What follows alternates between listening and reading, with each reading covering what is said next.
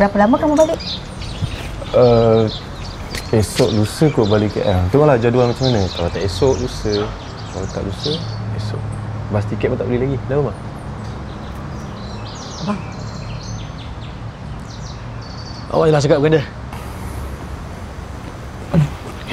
Macam ni, Mak rasakan kamu berhenti je lah jadi pelakon tu.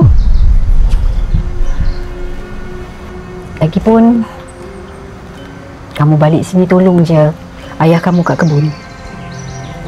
Lagipun, Mak tak sukalah kamu berlakon duduk atas katil peluk-peluk cium-cium macam tu. Mak, itu semua kamera trik je. Tak ada satu pun yang betul. Semua tu lakonan. Oh, baru pindah. Ni Cik Sapura duduk rumah siapa? Rumah pusaka. Rumah pusaka? Depan tu, kona kanan. Depan keluar kanan. Okey.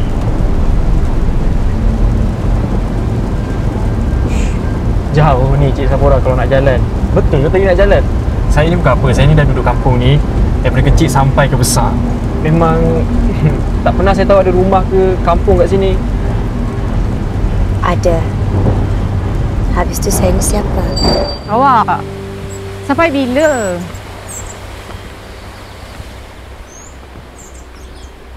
Sampai bila? Nantilah, Wak. Saya pun belum dapat lagi apa yang saya nak. Tu je lah alasan awak. Dah 3 tahun tahu kita tunang. Cik nanti. Saya rimas tau.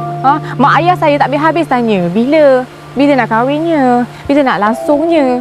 Saya rimas tau.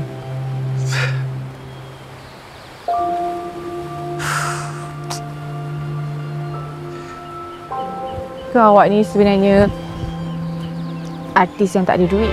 Yang membunuh